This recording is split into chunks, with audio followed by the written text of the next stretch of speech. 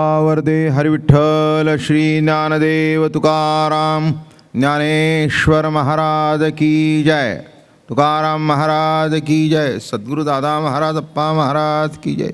श्री गजानन महाराज की जय। नमो विशुद्धबोधविदग्धा विद्यारविंद प्रबोधा पराप्रमेय प्रमदा विलासिया। नमो संसार तमसूर्या अपरमित परमवीर्या तरुणतर तूर्या लालन लीला इंद्रा श्रुतिसार समुद्रा मन्मथ मन्मथा। नमो सुभाव भजन भाजना भवेद्वकुंभ भंजना। विश्वोत भव भुवना श्री गुरुराया तुमचानुग्रह गणेशु जैदे आपुला सौरसु तै सारस्वती प्रवेशु बाळकायाती। जी दैविकी उदार वाचा जै उद्देशु देनाभिकाराचा। तव नवरस सुधाब्दीचा ठावला भे आपुलिया स्नेहाची वागेश्वरी। जरी मुखिया ते अंगीकारी तो वाचस्पतेसी करी प्रबंध होडा। हात ठवा जयावरी झळके की हा पद्म करुआ था पारुखे। तो जीवची परितुके महेशेशी एवढे जे महिमेचे करणे। ते वाचावळे वाणवी कवणे काय सूर्याचंगा उठणे लावित तसे। केवता कल्पतरुवरी फुलवला काय सेनी पाहुणे वृक्षरसागरा। कवणे वासी कापुरा सुवासुदेव चंदना ते काय सेनी चर्चावे। अमृता ते केवते रांधावे गगनावरी उभवावे घडे केवी। तैसे श्री गुरुचे महिमान अकळिता केसे साधन। ते जाणो निमियान मन निवांत केले जरी प्रज्ञेचे न्याथिलेपणे। श्री गुरु सामर्थ्यारूप करू म्हणे तरी ते मोतिया भिंग देणे तैसे होईल। 15.5 रजतवणी तैशी स्तुतीची ही बोलणी। उगयाची माथा ठेविजे चरणी हेची भले। पुंडलिकावर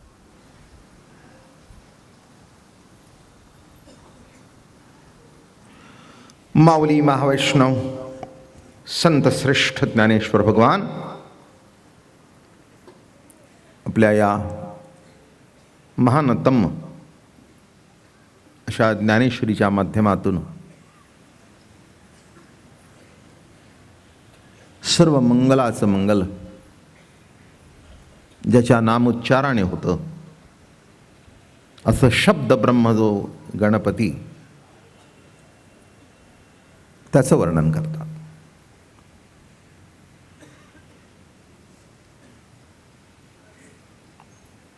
काल आपण जे प्रवचन ऐकलं देवा तूच गणेशु सकलार्थमती प्रकाशु म्हणे निवृत्तीदासू अवधारी दोषी।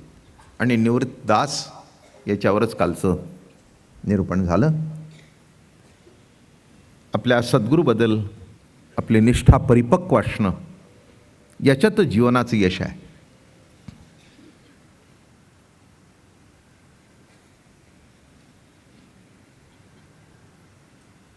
देव असतो पण कळण्याकरता सद्गुरू भेटावा लागतो। हे वर्म लक्षात घ्या। देवाचं अस्तित्व आहेच आहे, वाद नाही, पण असून ज्यांच्यामुळे करतो सद्गुरू म्हणजे सद्वस्तूची जो ओळख करून देतो तो सद्गुरू। अशा सद्गुरूची जर कृपा नसेल तर यशप्राप्ती होत नाही। एकच उदाहरण देऊ का? कर्णाने सर्व विद्या संपादन केली, पण परशुराम म्हणाला, मला फसवलंस, आयत्या वेळेला तुझी विद्या तुला आठवणार नाही. निरार्थक गेलं सगळं.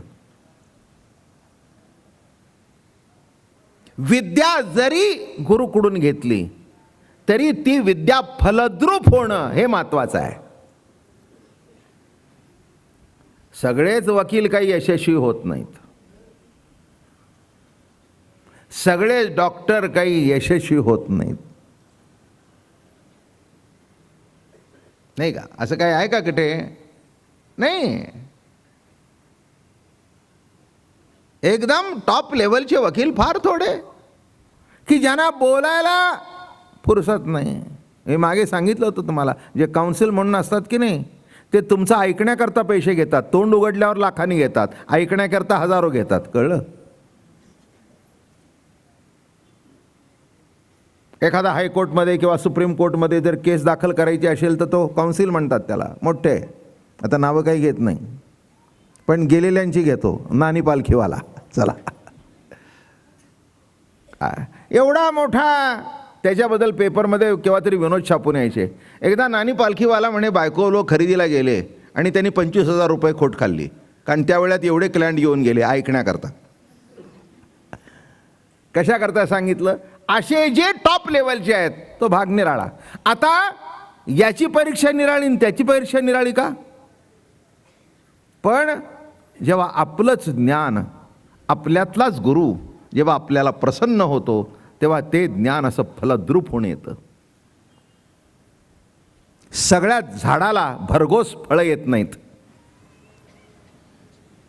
अनेक झाडं आपल्याकडे जरी असली तरी असं एखादं झाड असतं की त्याला भरघोस फळं येतात.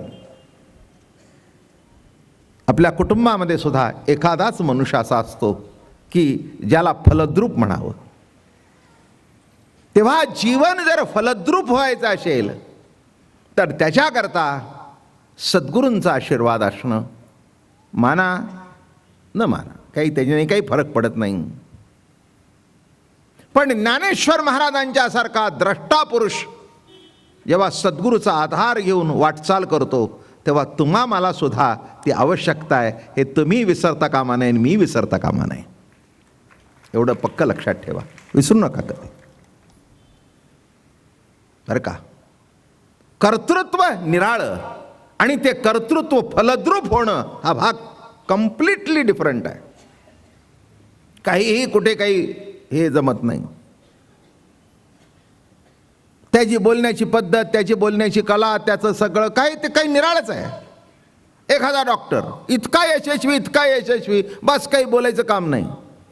मी त्याला विचारलं, काही निराळी परीक्षा दिली का? ते म्हणे निराळी परीक्षा दिली नाही, पण घडतंय खरं. हात लावलं की बरं, त्याच्या हाताला यशच असतं. मी एक गोष्ट मागे वाचली होती, फार मोठी गमतीची आहे. लंडनमध्ये एक मोठा डॉक्टर होता आणि तो काळ आत्ताचा नव्हता, जुना काळ होता, कमीत कमी 50-60 वर्षापूर्वीची गोष्ट आहे. त्यावेळेला हे मिक्सचर वगैरे द्यायचे, त्यावेळेला कंपाऊंडर असायचे. आता कोणत्याही डॉक्टरकडे कंपाऊंडर नाही, ते गोळ्या वेळ्या लिहून देतात, झालं. नाही तर प्रत्येक डॉक्टरकडे तो मार्बलचा असा पाऊंडर आणि त्याच्यामध्ये म्हणजे खलबत्ता, मग ते असं करून द्यायचं. आता मोठा डॉक्टर, त्याच्या हाताखाली 3-4 डॉक्टर, प्रिस्क्रिप्शन लिहून घ्यायला, अमकं करायला, तमकं करायला. तेव्हा पुष्कळ लोकांना तो लंडनमध्ये आणि असं तपासायचा, बघायचा. पण हे त्या कंपाऊंडरचं त्याचं गुपित होतं, हे हाताखालच्यांना काही माहिती नव्हतं. मग तो लिहायचा, 2 दिवसाचं ADT द्या.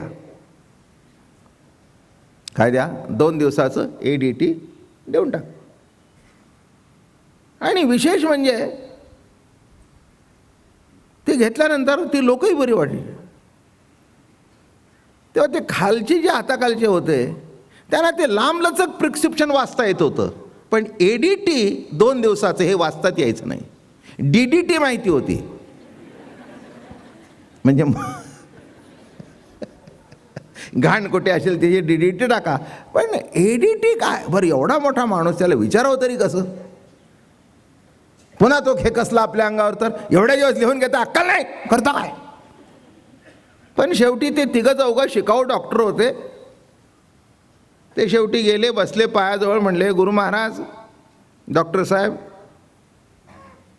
एक विनंती आहे, ही बाकीची आजपर्यंत लांबलचक प्रिस्क्रिप्शन तुमची वाचली, पण हे 2 days ADT हे काही कळलं नाही. मूर्ख आहे म्हणले तुम्ही. अजूनच घाबरले. अरे म्हणले ADT म्हणजे काही नाही, त्या कंपाऊंडरला माहिती आहे, any dam thing which will not harm the patient. मग तो काय करतो, पाणी घेतो, लाल घालतो, हलवून बिलवून देतो आणि त्याला इतकं समाधान वाटतं की डॉक्टरने दिलंय ते बरं होतं. माझं म्हणणं कळलं का. प्रसाद हातातली. कारण का म्हणले, त्याला तसं काही झालेलंच नसतं. बरीचशी माणसं जी आजारी पडतात, ते आजारी पडली म्हणून नाही, पण आजारी पडल्यानंतर घरातली माणसं मनू आजारी. लहानपणची कविता आता त्या नाही आहेत, पण ती लहानपणी कविता होती. मनू आजारी पडल्यानंतर मग आई वडील यायचे, काय रे माबा मनू, तुला कसं काय आहे, तुला अमकं करून देऊ का, तमकं करून देऊ का. मग आजारी पडल्यानंतर माणसं 4-4 वेळा जवळ येतात, चौकशी करतात, उतरला का ताप, चढला का ताप, खाल्लं का. माझं म्हणणं कळलं का. तसं या लोकांना काही झालेलं नसतं, हे बरे असतात. फक्त काही काही तर बायका मी अशा माझ्या माहितीच्या आहेत, 7 दिवस चांगले असतात, पण नवरा घरी यायच्या टायमाला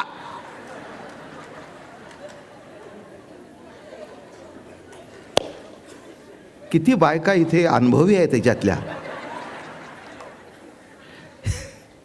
7 दिवस का नवऱ्याचा पाऊल वाजले की काय झालं, आई ग जीवाला बरं नाही. कशात जीवाला बरं नाही, यायच्या अगोदर चांगलं चटणी भाकरी आणून बसली आहे. मी कशा करता सांगतोय, ADT एनी डॅम थिंग. पण खरंच आहे, मी तुम्हाला सांगतो की त्या इतराची औषध घेऊन बरं वाटत नव्हती आणि त्याचा नुसता हात लागल्यानंतर बरं वाटतं. कारण त्याच्या हातामध्ये सुद्धा एक तो स्पर्श होता, एक जाणीव होती, एक कृपा होती. हे लक्षात घ्या. म्हणून हात सर्वांचेच असतात, पण ज्याच्या हातामध्ये प्रसाद असतो तो सद्गुरू असतो. एवढंच लक्षात ठेवा. आणि म्हणून निवृत्तीनाथ तसे नात्यानी थोरले बंधू होते, पण जेव्हा सद्गुरूचा अनुग्रह झाला तेव्हा ते कौतुकाने म्हणाले, या गुरुचरण सेवा हो पात्रतया दैवा, जो सकळार्थ मिळावा पाटू बांधे.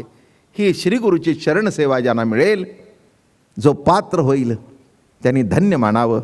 शेवटी म्हणाले, काय सांगू, म्हणून माझे नित्य नवे श्वासोश्वासही प्रबंध व्हावे, श्री गुरुकृपा काय नव्हे. श्री गुरुची कृपा काय करू शकणार नाही, म्हणून माझे श्वासोश्वास सुद्धा प्रबंध होतील. नित्य नवे श्वासोश्वास सुद्धा जे प्रगट होतील, त्याच्यातून सुद्धा प्रबंधच्या प्रबंध तयार होतील. एवढी माझ्या सद्गुरूची कृपा आहे. कारण का, एवढ्या भगवंताच्या श्लोकावर, भगवंताच्या भगवत वाणीवर निरूपण करायचं आहे. एरागाबाळाचं काम नाही, नाही का. गीता भगवंतानी सांगितली आणि भगवंतानी सांगितलेल्या गीतेवर निरूपण करायचं आहे. हे इतकी काही साधी गोष्ट. त्याच्याकरता महाराज, तुम्ही बोलविलिया मी बोलेन, बोली अरूपाचे रूप दावीन, आणि अतिंद्रिया करवी भोगवीन इंद्रियासी. तुम्ही बोलविलिया मी बोलेन. महाराज, आपण जर मला बोलवलं तर मी बोलेन. आणि माझी खात्री आहे, आपण माझ्याबरोबर असल्यानंतर माझं कौतुकच करतील. एखाद्या मोठ्याचं मूल बरोबर असलं की नाही, त्या लहान मुलाचं सुद्धा सगळं माणसं कौतुक करतात, कारण ते त्याचं आहे. कळलं का तुम्हाला. बरं का, एखाद्या ऑफिसरचा मी पुष्कळ बघितलं आहे, एखाद्या ऑफिसरीन बाईचं मूल जर ऑफिसमध्ये गेलं सगळे कारकून त्याचे लाड करतात, कारण बाईच्या हाताखाली काम करायचंय ना. येईल तो चल वा वा वा madam what a beautiful son. हे असतं नकट. पण मॅडमला खुश करण्याकरता what a beautiful son, very clever. बाहेर येईन इतकं त्यांनी त्रास दिलेला असतो, फाईल फाडलेली असते, पण सांगायचं नाही व्हेरी इंटेलिजंट. माझं म्हणणं कळलं का? हे कौतुक कुणामुळे आहे? मॅडममुळे. कारण ते मॅडमचं मूल आहे. इतरांच्या मुलाला कानफटात मारतील, स्वतःच्याही मारतील, पण मॅडम. तसं ज्ञानेश्वर महाराज म्हणतायत, महाराज आम्हाला कोण विचारतो, अहो आमची लायकी काय आहे, पण तुम्ही बोलविल्या मी बोलेन. आणि माझी खात्री आहे जिथे जाईन तिथे निवृत्तीनाथांचं नाव सांगितलं तर या जगात मला काही कमी पडणार नाही. हा ज्ञानेश्वर महाराज कौतुकाने आपल्या श्रीगुरूचं वंदन करतायत. आणि जरा पुढे सरू. हे शब्द ब्रह्माशेष तेची मूर्ती सुवेश, ते तर वर्ण वपू निर्दोष मिरवितासे. हे सर्व गणपतीची मूर्ती म्हणजेच शब्द ब्रह्म अशेष. आता आपली आज तिसरी ओवी सुरू झाली. 2 ओव्या आत्तापर्यंत झाल्या, जवळजवळ 15 दिवस. आजचा तिसरी ओवी सुरू होते. हे शब्द ब्रह्म अशेष, हे सर्व वेद हीच उत्तम सजवलेली गणेशाची मूर्ती. त्यातील दोषरहित अक्षररूपी अंगे विलसत असणे, सुंदर रेखीव प्रमाणबद्ध शरीर. विवरण सांगतो. शब्द ब्रह्म अशेष, वेद याच्या रूपाने अवतीर्ण झालेले आहेत. पूर्वी वेद अनेक होते, पण व्यासाने त्याचे भाग केले. ऋग्वेद, यजुर्वेद, सामवेद आणि चौथा अथर्ववेद. पण हे तुम्हाला माहिती आहे का? अथर्ववेदाचा कर्ता रावण आहे. हां, तुम्ही रावणाला कमी मानायचं गरज नाही आहे. रावण हा डायरेक्ट डिसेंडंट आहे, ब्रह्मदेवाचा नातू. तुम्ही कितवे? ब्रह्मदेव परब्रह्माचा मुलगा. नारायणाचा मुलगा कोण? ब्रह्मदेव. आणि हा ब्रह्मदेवाचा नातू, म्हणजे ब्रह्मापासून हा चौथा. तुम्ही कितवे? म्हणून त्याला उगीच राक्षस भिक्षस म्हणणं जरा अवघड आहे. इतकं सोपं नाही ते, इतकं सोपं. हां, मला एकाने विचारलं तुम्हाला रावणाबद्दल काय वाटतं. म्हटलं तसं काही मला काही कळत नाही, पण सर्व त्याच्याकडे चालत जातात आणि तो रावणाकडे चालत गेला, याच्यातच रावणाचं मला कौतुक वाटलं. माझं बोलणं लक्षात आलं का? काय आश्चर्य आहे. बरं चला, ओघाने आलं तर सांगतो तुम्हाला. काय असं कुठे आपल्याला धावपळ करायची आहे? ऐकावं तरी. तो दसऱ्याला रावण जाळतात हा भाग निराळा. ते एक प्रतीक आहे. दुष्ट प्रवृत्तीचा नाश करणं, जाळून टाकणं, हा भाग निराळा. म्हणा जरा संताच्या दृष्टिकोनातून रावण सांगतो तुम्हाला, मजेशीर ऐकण्यासारखा आहे. ते सुद्धा धरूनच आहे. का धरून आहे सांगतो. सात्विक देव जे असतात ते दिसायला सुंदर असतात, आणि इतरांचे देव असतात ते भयानक असतात. त्या देवाचं रूप सुद्धा आपल्याला बघवत नाही. पण इथे गणपतीचं सुंदर रूप आहे. साजिर गोजिरा आहे, नाही का? त्याचा पितांबर काय, त्याचे कपडे काय, त्याचं काय, सगळं बघितलं तर सगळं आनंद वाटतो. म्हणून तर गणपतीची मिरवणूक बघायला 24 तास माणसं जागची हालत नाहीत, बरं का? कशा करता? मुंबईला इथेच, इकडे इथेच गर्दी. माणसाने एकदा त्या फुटपाथवर बसले की दुसऱ्या दिवशी शेवटचा जो गणपती मानाचे असतील ते जाई तोपर्यंत मला वाटतं तुमचे मानाचे, मला वाटतं ते काय आणखीन इथे जाय तितकं काही डिटेल मला माहिती नाही. पण हे 2-4 मानाचे गणपती गेल्याशिवाय माणसं हलत नाहीत. काय सुंदर, काय लाइटिंग बघा. त्या रथाची मिरवणुकीची सुरुवात आत्ताच झाली आहे रथाची. इतका सजवलेला रस, काय लाइटिंग. माझं म्हणणं कळलं का? काही काही देवता दिसायला अत्यंत सुंदर असतात, देखणे असतात. आणि मागे सांगितल्याप्रमाणे ह्याला दोन बाजू आहेत, काही अशा आहेत काही तशा आहेत. तसा रावण कसं जरी असला तरी त्याचाही दुसरी बाजू समजून घेण्यासारखी आहे. ज्या अर्थी देव त्याच्या दारात चालत गेला त्या अर्थी त्याचंही वैशिष्ट्य काहीतरी असेलच, त्याच्यावर सुद्धा सद्गुरूची कृपा असेलच. मजा अशी घडली की विभीषण आणि रामाला शरण गेला. विभीषण रामाला शरण गेल्यानंतर मंडळी मोठी गंमत घडली. शरण गेल्यानंतर रामाने त्याला अभय दिलं आणि सांगितलं काय काळजी करू नकोस, याला संपवून तुला राज्य देतो.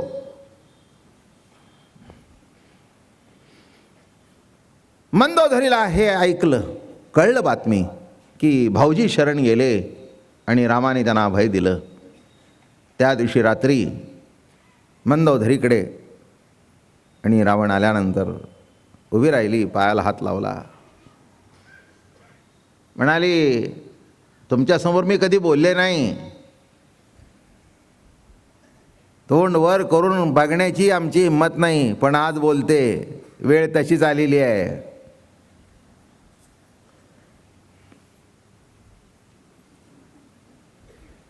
रावण असतो.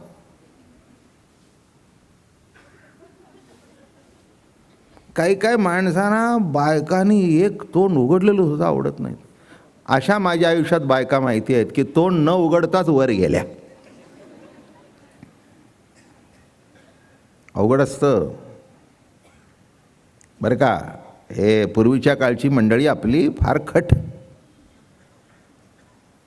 बरं का. जाऊ द्या, माझ्याकडे अशी मंडळी एक एक बोललेली आहेत की इथे चांगल्या समाजात सांगणं सुद्धा बरं नाही.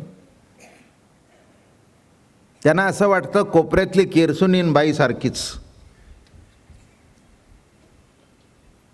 असं नसतं बाबांनो. एका शब्दात सांगू का, आपल्या घरामध्ये जी दुसऱ्याची मुलगी येते ही आपल्या पिढीची पुढची पिढी जन्माला घालणारी आई आहे. ती माता आहे, ती घरची लक्ष्मी आहे.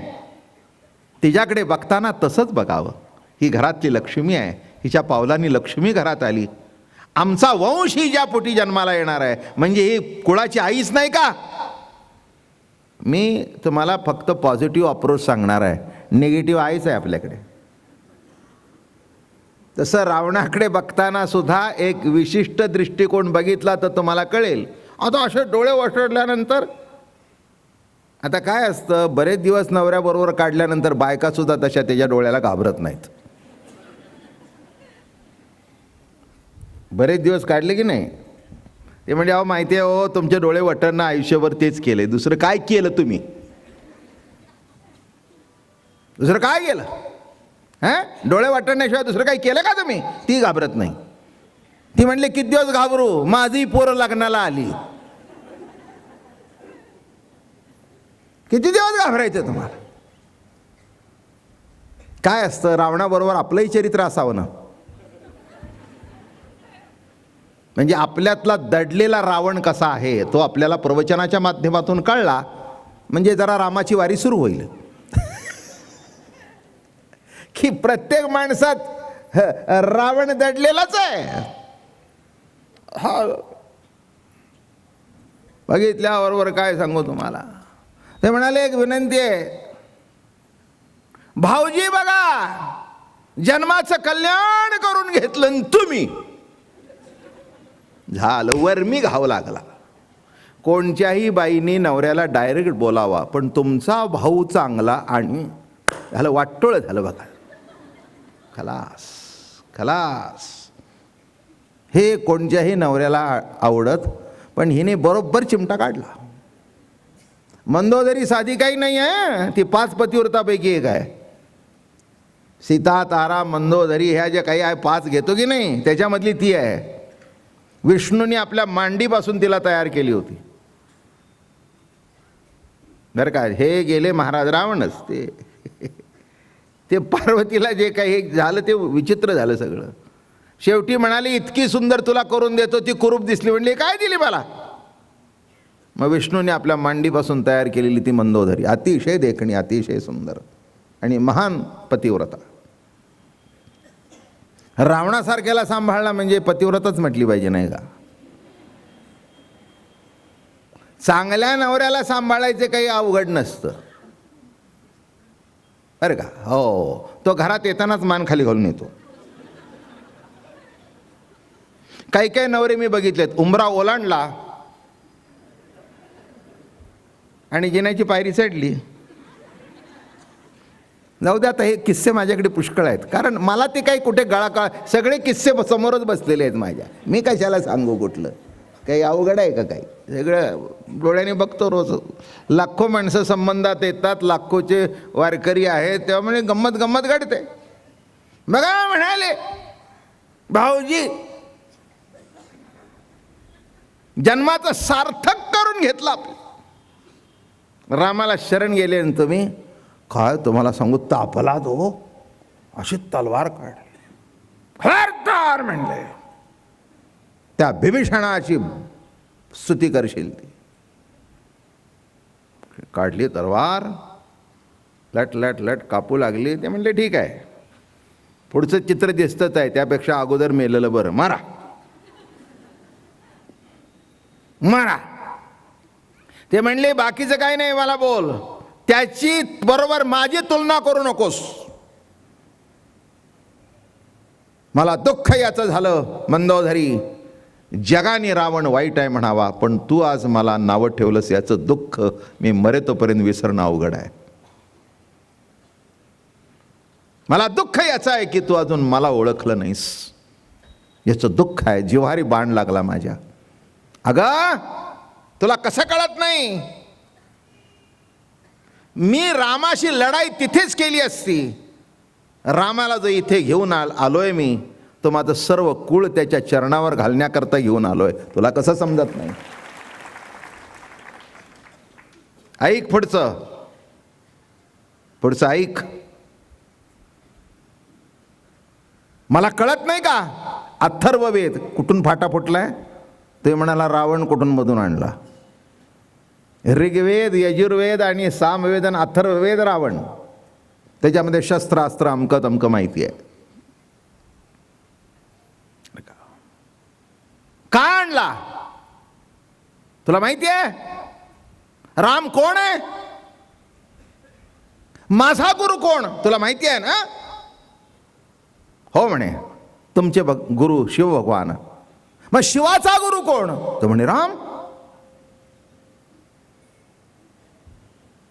बरं, एवढं तरी तुझ्या लक्षात आहे ते बरं. ऐक म्हणे, एक दिवस मी माझ्या गुरुची पूजा केली होती, सहस्त्र सुवर्ण कमलानी.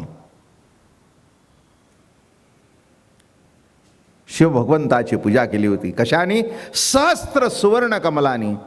पार्वती, मी ठरवलंय माझ्या गुरुचा जो गुरु सद्गुरु, त्याची पूजा सहस्त्र शिरकमलानी करणार आहे.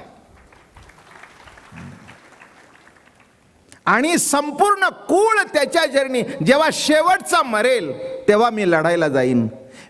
बिभीषण नालायक आहे, त्याला विषयात अडकायचं आहे, विषयाचा उपभोग घ्यायचा आहे म्हणून शरण गेला आणि राज्य मिळालं. मला राज्य नको आहे, माझं कुळ रामाच्या चरणी अर्पण करायचं आहे.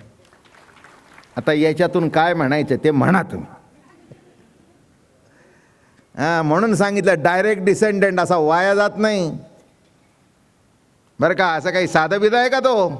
तुम्हाला हे माहिती आहे का, रामेश्वरला जी पूजा केली की नाही, ते सेतुबंधाच्या वेळेला, तेव्हा ती पिंड तयार केली वाळूची, आणि वाळूची पिंड तयार केल्यानंतर ते रामचंद्र प्रभू बसले, ते काही प्रसन्न होईना शिव. मग नारदाला विचारलं काय करावं, ते म्हणले शैव पाहिजे. तर म्हणले कोण आणायचा. आता तुझ्या पूजेला त्याच लेवलचा पाहिजे ना,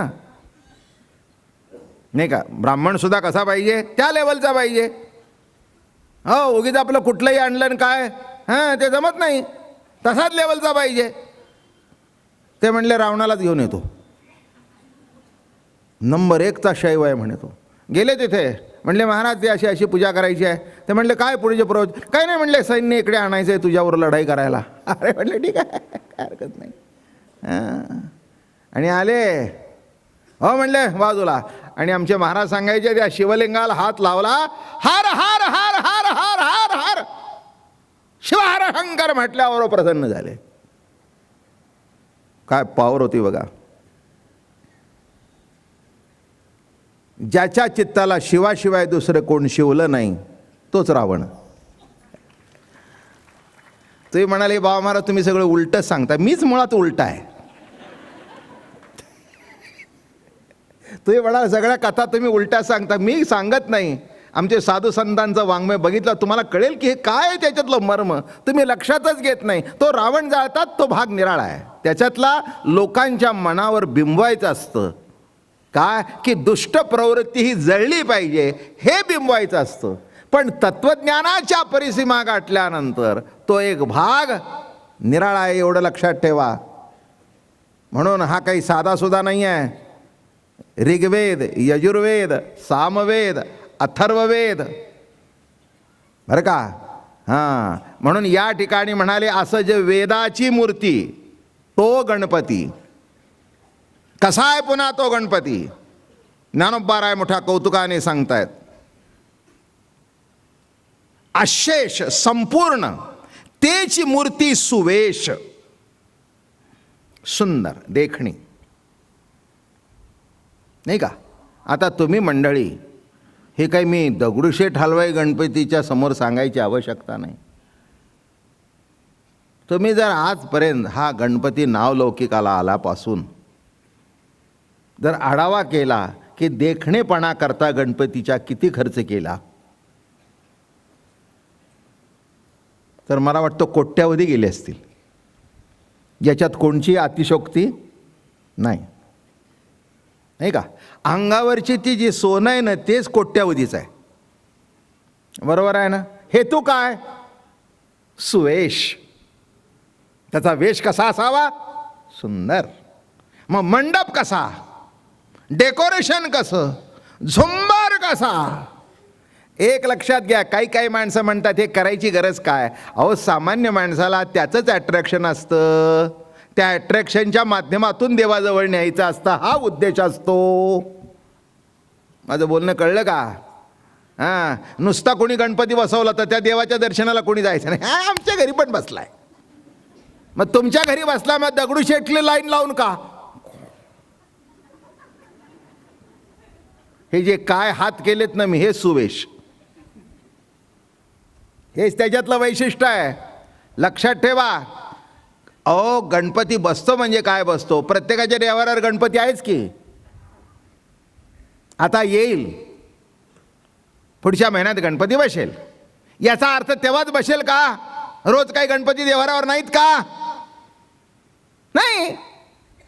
गुणाधी गणी गणपती आणि आत्मरूपा गणेश सांगितल्यानंतर तो बसलेलाच आहे. तो बसलेला आहे म्हणून माझा जिवंतपणा आहे.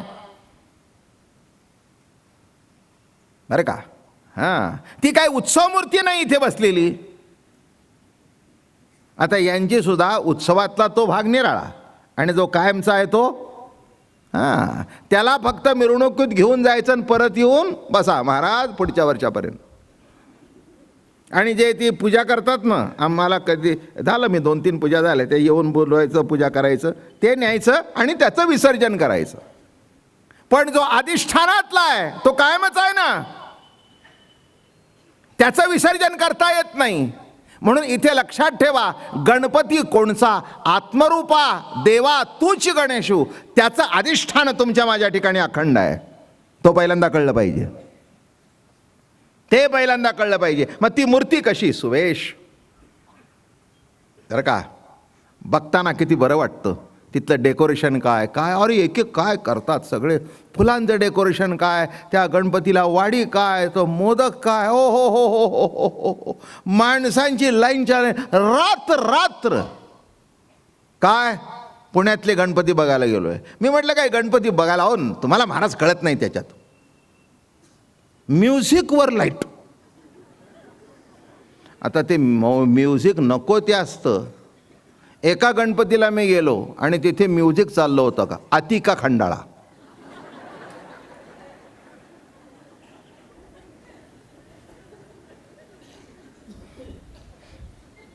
आता मी त्याला विचारलं, म्हटलं ये क्या चालू है. नाही नाही म्हणे इसके ऐसा अतिक्या.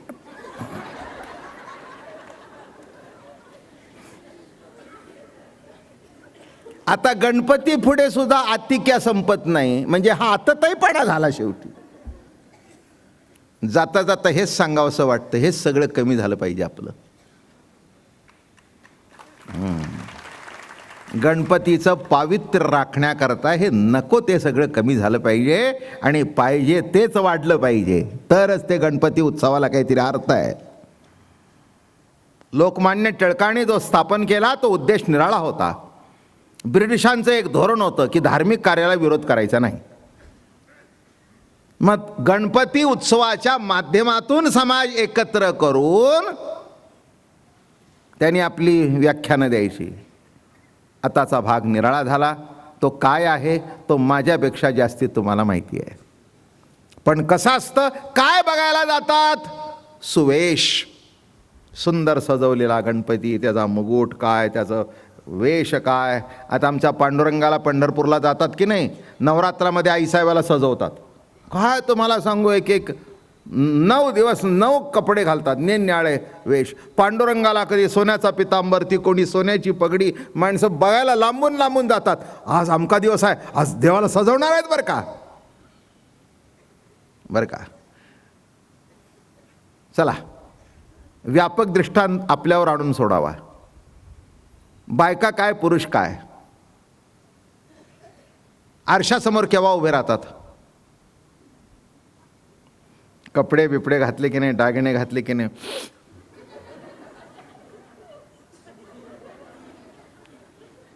मग नवऱ्याला विचारते कशी दिसते. आता काय म्हणणार आहे तो?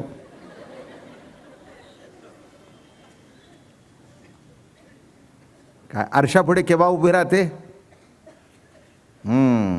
झिंज्या बिंज्या अशा पसरलेल्या असले म्हणजे का नाही. सुंदर बिंदर कपडे आणि बाहेर निघताना बघा, मी सुद्धा सुवेश घेऊन येतो. काय बिगर फेट्याचा जर मी आलो तर माणसं म्हणतील काय महाराज काय झाले तुम्हाला, कुठे गेला फेटा. म्हणून तुमच्याकरता का होईना, फेट्याच्या रूपाने थोडं का होईना पण नटून यावं लागतं मला. काय तो फेटा पाहिजे, ते खांद्यावर उपरणं पाहिजेच. माझं म्हणणं कळलं का? माझ्यापुरतं माझं ते सुवेश आहे. बघा, इथे माणसं येतात सुद्धा नीटनेटकी येतात. प्रत्येकजण प्रवचनाला जायचं आहे, नीटनेटका. महिला मंडळी म्हणा, पुरुष मंडळा, नीटनेटके कपडे व्यवस्थित. कारण एक लक्षात ठेवा, सुंदर वेश असल्याशिवाय माणसाला बघायला आवडत नाही. हे पहिल्यांदा लक्षात घ्या. कसाही उगीच आपलं नाही. अलीकडे काय, अलीकडे सुवेश कळलं का? चांगल्या पॅन्डेला ठिगळं लावणं हा सुवेश. हेही कळलं पाहिजे ना, उलट सुलट दोन्ही तुम्हाला कळलं पाहिजे. त्याशिवाय माझी ज्ञानेश्वरी कळायची कशी?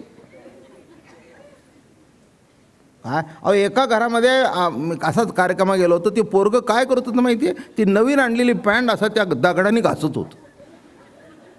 मी म्हटलं काय मळली आहे का? नाही म्हणले महाराज, पण ती इथे भोग करायचं आणि त्याला ठिगळ लावायचं. धन्य तुझी माता, धन्य तुझा पिता. काय इथे माग, इथे काय ते ठिगळण काय ते. आणि नसलं तर खालचे दोरे काढतात बघा, असे ते असे दोरे काढायचे. ते लोंबलं ना, पॅरिसची नवीन फॅशन. काय मला तर खरंच माझ्या डोक्यात अजून ते शिरलेलं नाही.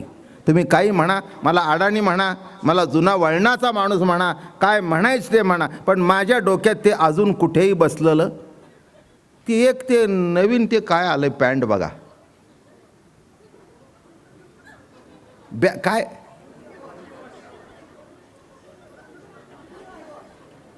हा, अरे नाही बरमोडा, बरमोडा.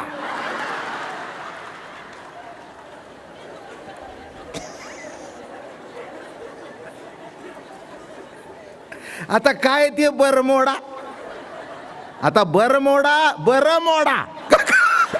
का कंबर मोडा. आता काय मंडळी, सगळे एकंदर जर गणिताचा आढावा घातला तर सगळंच अवघड. आणि ते त्यांना बरं वाटतं. मी म्हटले काय तुम्हाला काय कळतंय का नाही. काय म्हणले, आणि अलीकडे ते ओलेच केस ठेवायचे आणि ते असे उभे राहायचे बघा.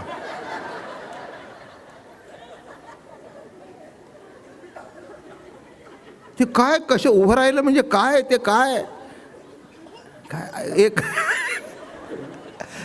पोरं इतके हसतायत, त्यांना असं वाटतंय बाबा महाराज आज आपलं प्रवचन करतायत. अरे बाबा, तुमचं प्रवचन नाही तर कोणाचं करू. काय सुवेश शब्द किती सुंदर आहे, सुवेश. मूर्ती कशी आहे. एक ज्ञानेश्वर महाराजांची ओवी सांगतो. देव कसा पाहावा, पुसोनी देव पाहिजे, पेरोनी शेता जाईजे, आणि तोषोनी प्रसाद घेईजे अतिथीचा. काय सुंदर ओवी आहे बघा. देव कसा बघावा, पुसून बघा. उत्तर हिंदुस्थानमध्ये किंवा आपल्याकडे सुद्धा जी लक्ष्मीनारायण वगैरे टेम्पल्स आहेत ना, तिथे पडदा असतो. म्हणजे देवाला जेव्हा भोग चढवतात तेव्हा पडदा लावतात. आणि बघ, पडदा बाजूला सरल्यानंतर मग बघावं, थांबा जरा, देवाला शृंगार चाललाय. आणि मग तो इतका नटलेला सुंदर देव बघितला की इतका आनंद वाटतो. म्हणून ज्ञानेश्वर महाराज म्हणाले, देव कसा पाहावा, पुजोनी देव पाहिजे. शेत कसं बघावं, उन्हाळ्यातलं उघडं शेत बघू नये, पेरोनी शेता जाईजे. आता जा बघा शेतात. काय हो सुंदर. प्रवास करताना असं वाटतं श्रीहरीने हिरवा गार गालिचा जिकडे तिकडे घातलेला आहे. बरं का, असं वाटतं वसुंधरा हिरवागार शालू नेसलेली आहे. काय सुंदर सुंदर सुंदर सुंदर दिसतं. आणि त्याच्यावरची पिवळी पिवळी फुलं असली की नाही, असं वाटतं त्या हिरव्या शालूला हा पदर आहे, हे मधली डिझाईन आहे. काय सुंदर दिसतं. पेरोनी शेता जाईजे, तोषोनी प्रसाद घेईजे अतिथीचा.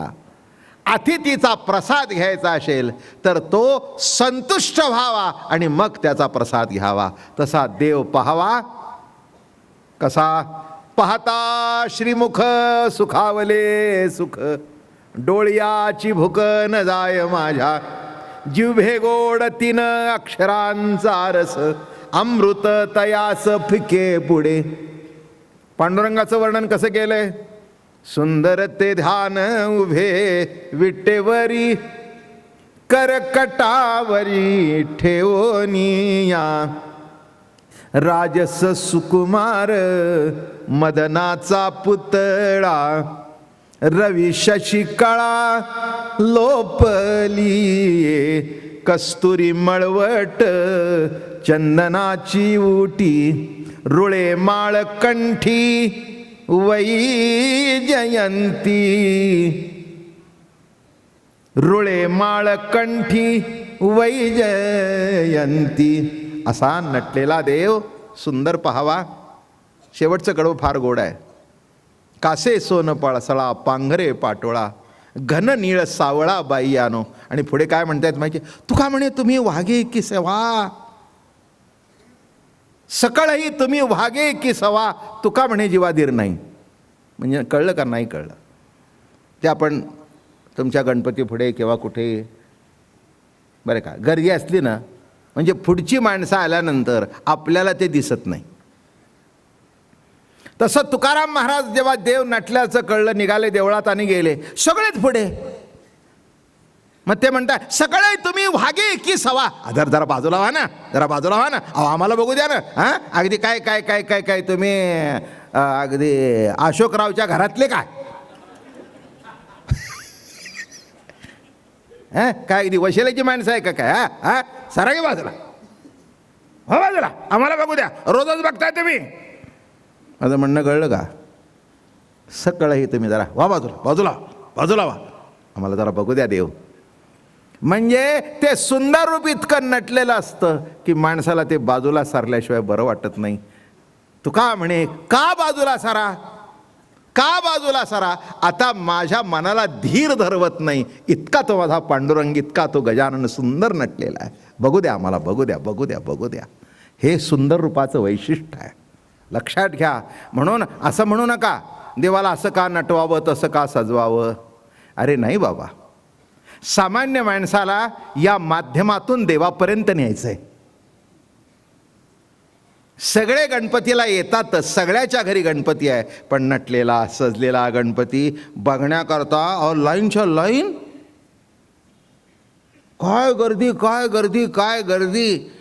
बरं का, सध्या तर आश्चर्य आहे इथे पुण्याला, लॉरी लावलेली असते नारळाकरता मागे, बरं का, भरली की दुसरी लॉरी तयार, कशा करता, नारळ. लक्षात आलं का काय बघायला येतात. त्यांनी तो गणपती तसा जतन केला आहे, तसा सौंदर्य. आता तर काय चांदीचं बिंदीचं सगळं सुरू आहे. अहो माणसांना एक लक्षात घ्या, मी तुम्हाला महत्त्वाचं सांगतो, हे का न का हे ज्याचे असतील त्याचे असतील प्रश्न, मला त्याच्यावर चर्चा करायची नाही. तुम्हाला वाटत असेल बाबा महाराज चुकलो, मी मान्य करीन, कारण मला चर्चाच करायची नाही. पण सामान्य माणसाला जरा सजवल्याशिवाय, नीटनेटका असल्याशिवाय बघायला बरंच वाटत नाही. साधी पोरगी दाखवायची असेल तर तिला सध्या ब्युटी पार्लर म्हणून नेऊन आणतात.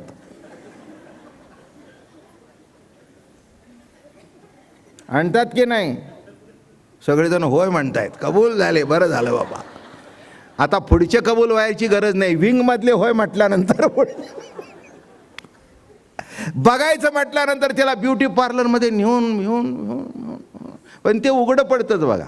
इथलं गोरं दिसतं आणि इथलं काळं दिसतं.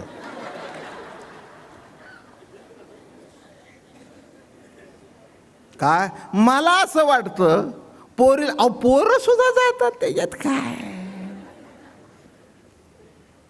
एक पोरग ते बाप म्हणला, जरा नेऊ ना त्याला दाढी बिडी नीट करून, ते खुंट वाढलीत, जरा नीट करून या, जरा मेकअप लावून या, पोरीला बरं वाटलं पाहिजे निदान आजच्या दिवस तरी.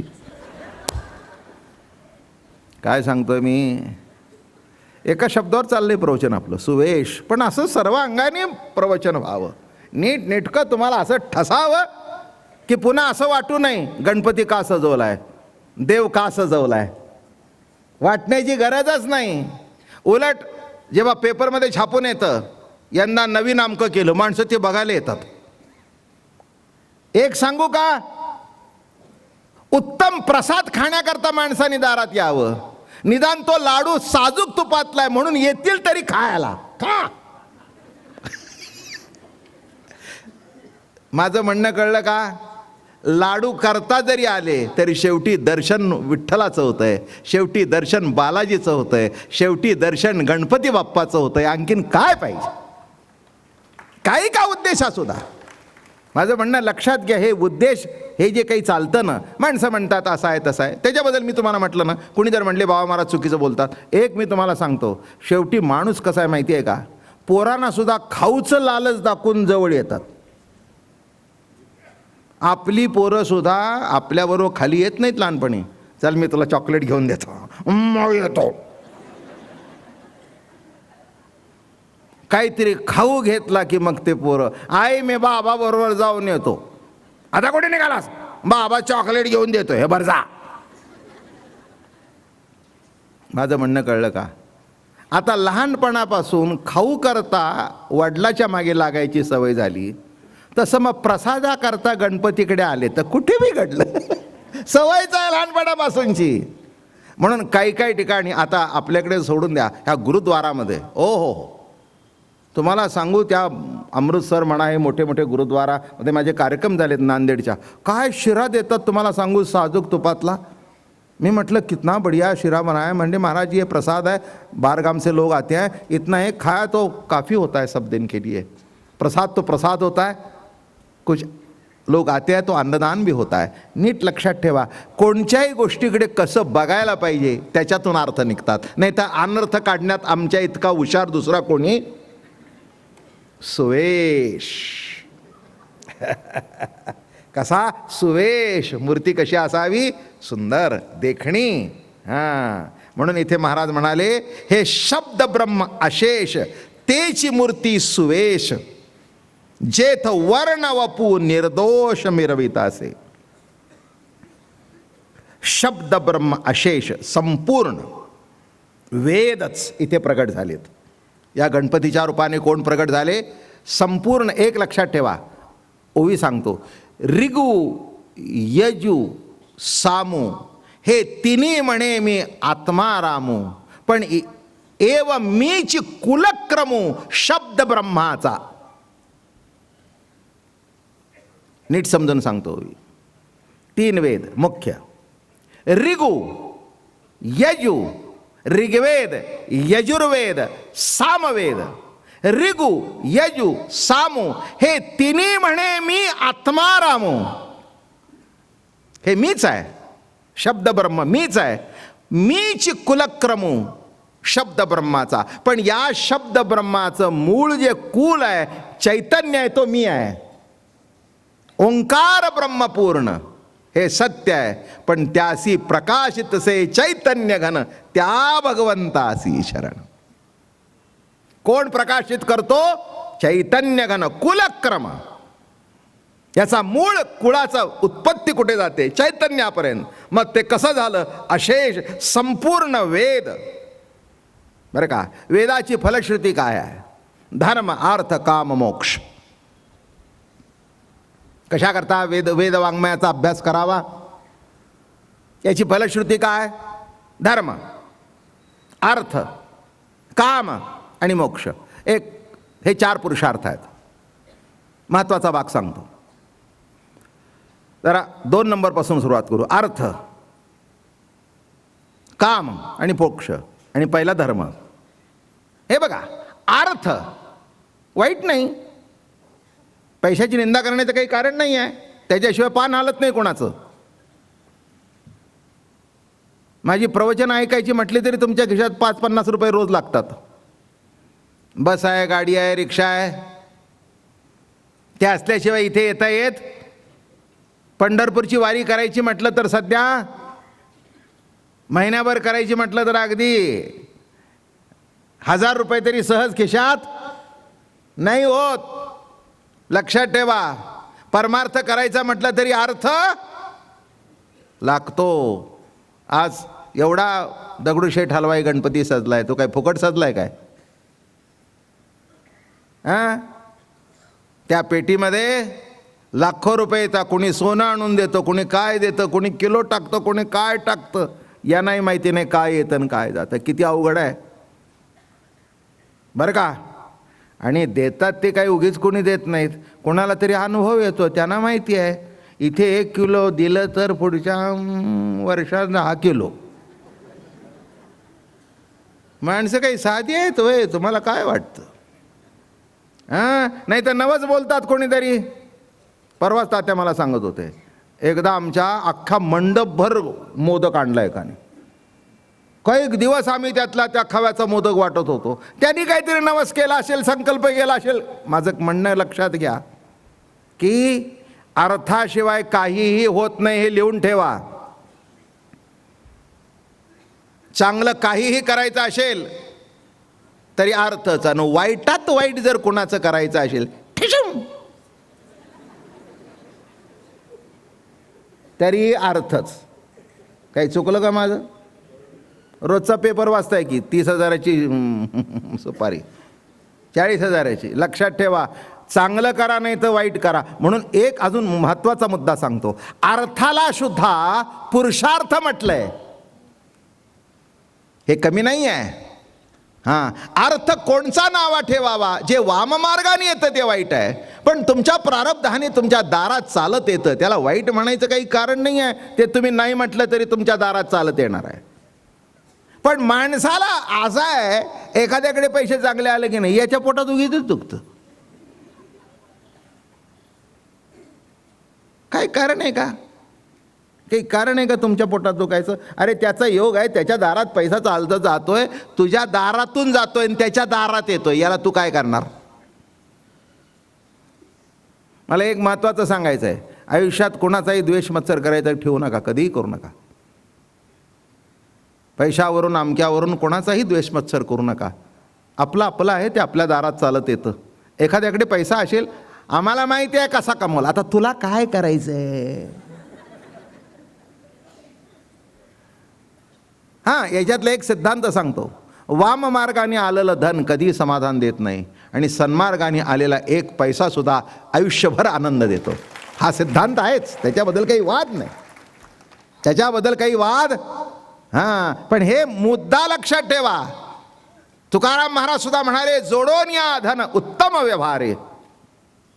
पण त्याचा वापर जर उदास विचाराने केला तर काय कौतुकच आहे सगळं, नाही का. काय कौतुक आहे, चांगल्या कार्याकरता लावा ना. बाबा महाराजांच्या हातात काही कमी पैसे आले नाहीत, कोट्यावधी आले, रोज येतात. पण जाऊन बघा दुधेऱ्याला, त्याच्यातला तांबडा पैसा, आत्ताच आमचं बोलणं चाललं होतं, गाडी खर्च सोडून तांबडा पैसा मी कधी हात लावला नाही. हेच विचारा, हे जे काही देत असतील ते माझ्या हातात एकही पैसा कधीही यांनी दिलेला नाही. सांगावं की बाबा महाराजांच्या हातात दिला आहे, समोर बसले सगळे ट्रस्टी, त्यांच्याच बँकेचं कर्ज आहे, ते दिलेला चेक तिथेच जमा होतो, माझ्या हातात एकही नाही ट्रस्टकडे. कशा गरजच नाही. एवढा देव जवळ असल्यानंतर काय खाय प्यायला कमी पडतं काय, अंगावर वस्त्राला कमी पडतं काय. पण माणसांना कळत नाही. माणसं म्हणतात बाबा महाराजाला एवढं, अरे काय तुला तेवढंच माहिती आहे, तुला दुसरं काय माहिती आहे, तुला काय माहिती आहे दुसरं, काही गरजही नाही जीवनामध्ये. बरं का, इंग्रजीमध्ये म्हणतात ना, born with A golden spoon, तसंच आहे. जन्मजात ऐश्वर्य संपन्न, गाड्या बिड्या माझ्या जन्माच्या पूर्वीपासून आहेत, कशाचंही काही देवाने कधी कमी ठेवलं नाही. फक्त ते एक मंदिर जे मनाला लावून धरलं. आणि लागलेली गोष्ट आहे की चर्च बघण्याकरता मी रोमला गेलो, जर्मनीमध्ये कोलनला चर्च बघण्याकरता गेलो, काही काही ठिकाणी मस्जिदी सुंदर बघितल्या. जैन समाज किती सुंदर मंदिर बांधतो, स्वामीनारायणचे लोक काय मंदिर बांधतात. आणि आमच्या महाराष्ट्राचा देव पांडुरंग, महाराष्ट्राचे संत ज्ञानोबा तुकोबा, त्यांचं एकही देऊळ जगात सुंदर असू नये आणि त्या जिद्दीने ते मंदिर उभं केलंय. आत्ताच आम्ही आतमध्ये बसलेलो बोलत होतो, फक्त 5% देणगे असतील, बाकीचे जे आलं ते कीर्तन प्रवचनाच्या माध्यमातून. एखादा हरीचा लाल प्रसन्न झाला, त्याने लाख दिले, कोणी 5 दिले, कोणी 2 दिले, जे येईल ते घेतलं. आणि ते मंदिर जाऊन बघा, म्हणजे तुम्हाला कळेल. मग म्हणणार नाही की काय बाबा महाराजाला दिलं काय आणि घेतलं काय. अहो, तुम्ही त्याच्यावर टिकेलं काय ते बघा. तुम्हाला माहिती आहे संसारिकात 10 बाय 10ची खोली बांधायला किती जड जातं. तिथे 10 बाय 10च्या खोलीच्या किमतीचा एक एक खांब आहे. आत्ताच आमचं चर्चा चालली होती, जी लॉरी येते तिथून, मी आत्ताच म्हटलं आपल्याला, लॉरी आली की माझी छाती धडधड होते. लांबून जर आलं बंसी पाड पडून 35-35 हजार लॉरीचं भाडं होतं नुसतं. अशा 5-5 लॉऱ्या येतात, पण देव मला केव्हाही अडवत नाही. कुठून नाही कुठून तरी हरीचा लाल उभा राहतो.